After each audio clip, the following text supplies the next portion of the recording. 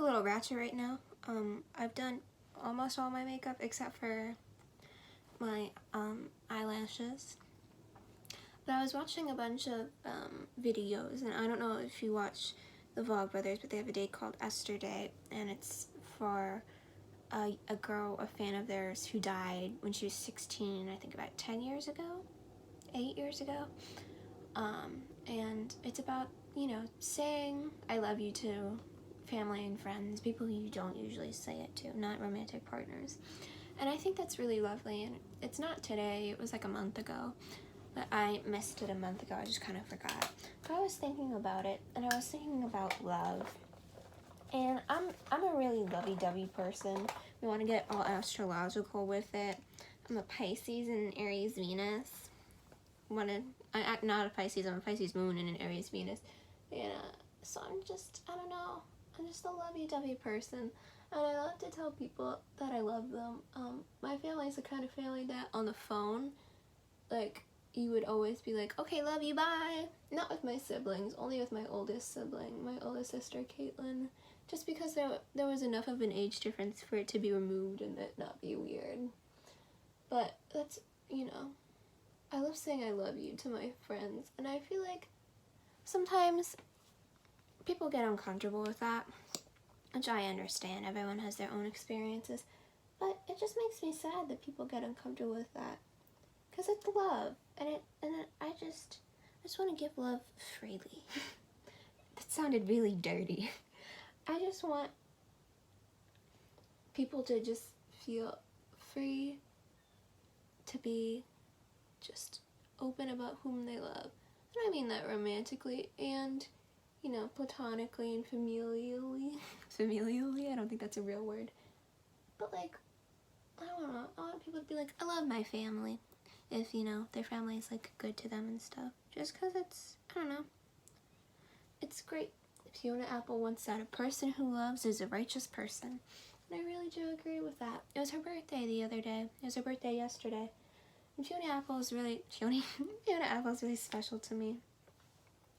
Because she really showed me that you can be angry and you can be sad and feel those emotions.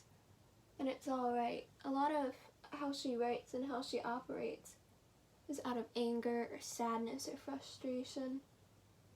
And she said before that she feels like she can only write when she's feeling those feelings. I really hope that's not, because that means she's not writing when she's feeling good. And I think writing is so beautiful, you should just write all the time.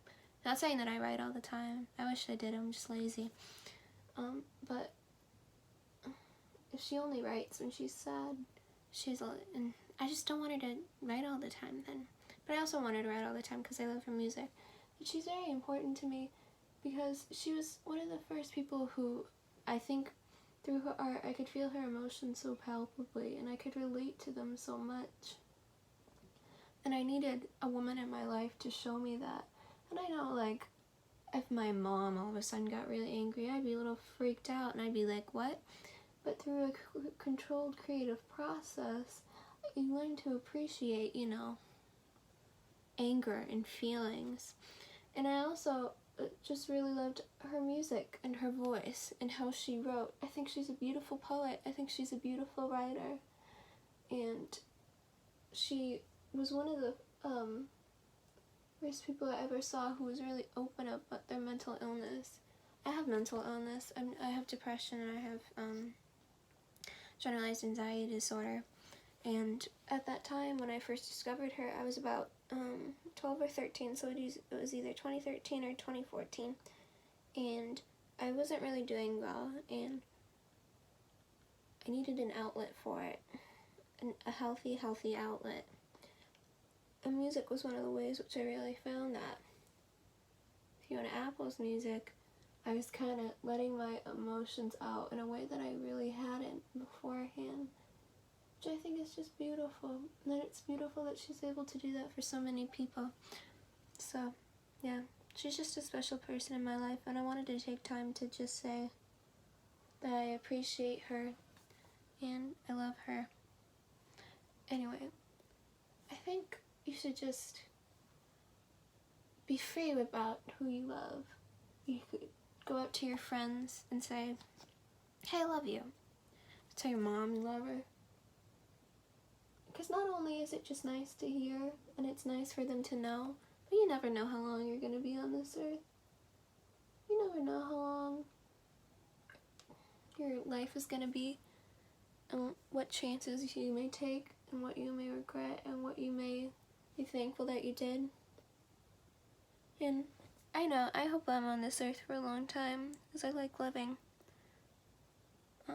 So I hope I live for a long time, and I love a lot of people, and they love me back. Sometimes you love people, and they don't love you back, and that hurts. It hurts, because you just want the best for that person. And you think, the best is me loving them. Which may or may not be true. This is only a little bit related. But Mac Miller died, I think, last week. Which is just so sad, because he was so young, and he had, it was an overdose. And overdoses are always sad. And he was dating Ariana Grande for a hot minute. Anyone who knows me knows I adore Ariana Grande. I think she's beautiful. I think she's so talented. She's just a special person in my life.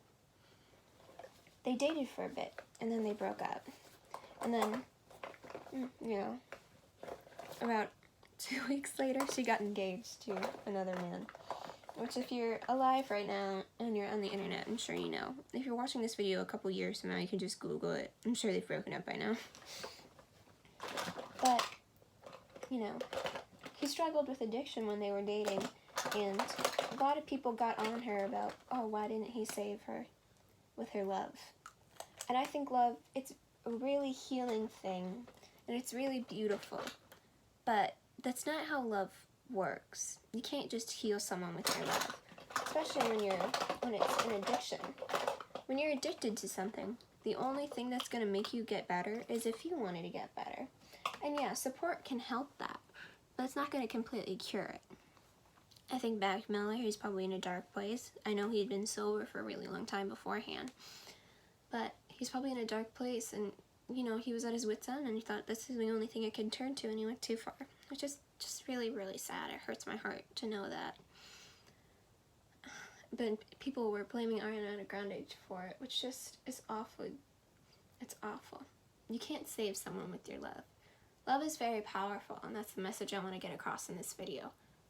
But nothing that's going to resurrect someone, and nothing that's going to save someone from a lifelong chronic illness. I'm not going to get into the addiction, questions about addiction. Anyway, just doing my makeup, and I had some thoughts about love that I wanted to say. Will I ever choose a lipstick? Who knows? Anyway, bye!